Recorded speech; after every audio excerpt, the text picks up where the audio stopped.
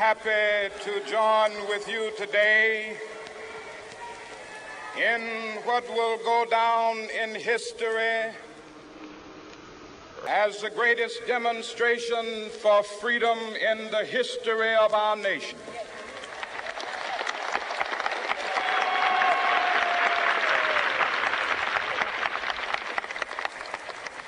Five score years ago, a great American in whose symbolic shadow we stand today signed the Emancipation Proclamation. This momentous decree came as a great beacon light of hope to millions of Negro slaves who had been seared in the flames of withering injustice. It came as a joyous daybreak to end the long night of their captivity. But 100 years later, the Negro still is not free. 100 years later, the life of the Negro is still sadly crippled by the manacles of segregation and the chains of discrimination. 100 years later, the Negro lives on a lonely island of poverty in the midst of a vast ocean of material prosperity. This nation will rise up and live out the true meaning of its creed. We hold these truths to be self-evident, that all men are created equal.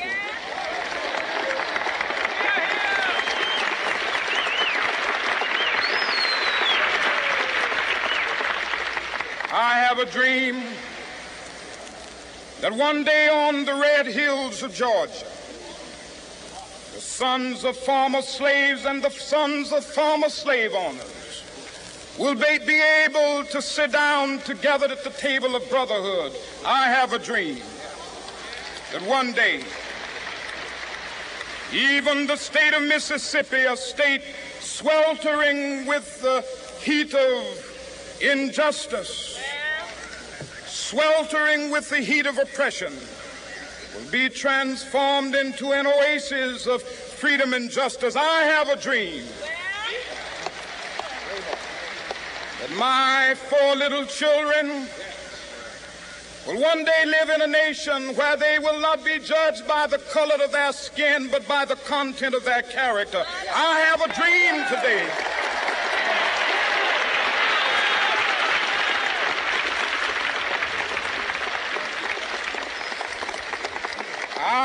a dream that one day down in Alabama, with its vicious racists, with its governor having his lips dripping with the words of interposition and nullification, one day right there in Alabama, little black boys and black girls will be able to join hands with little white boys and white girls as sisters and brothers. I have a dream today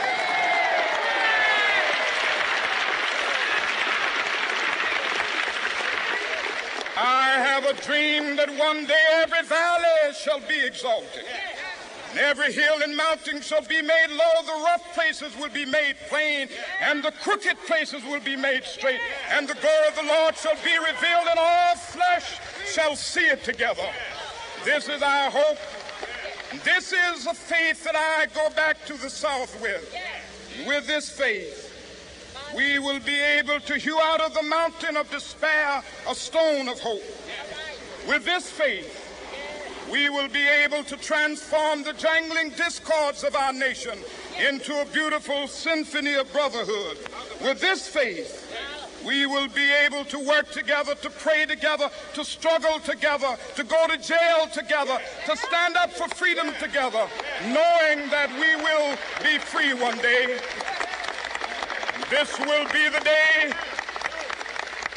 This will be the day when all of God's children will be able to sing with new meaning, "My country, tears of thee." Sweet land of liberty, of thee I sing. Land where my fathers died, land of the pilgrim's pride. From every mountainside, let freedom ring. And if America is to be a great nation, this must become true. And so let freedom ring. From the prodigious hilltops of New Hampshire, let freedom ring. From the mighty mountains of New York, let freedom ring. From the heightening Alleghenies of Pennsylvania, let freedom ring. From the snow-capped Rockies of Colorado, let freedom ring. From the curvaceous slopes of California. Not only that, let freedom ring from Stone Mountain of Georgia. Let freedom ring from Lookout Mountain of Tennessee. Let freedom ring from every hill and molehill of Mississippi, from every mountainside. Let freedom ring. And when this happens, when we allow freedom ring, when we let it ring from every village and every hamlet, from every state and every city, we will be able to speed up that day when all of God's children, black men and white men, Jews and Gentiles, Protestants and Catholics, will be able to join hands and sing in the words of the old Negro spiritual. Free at last, free at last.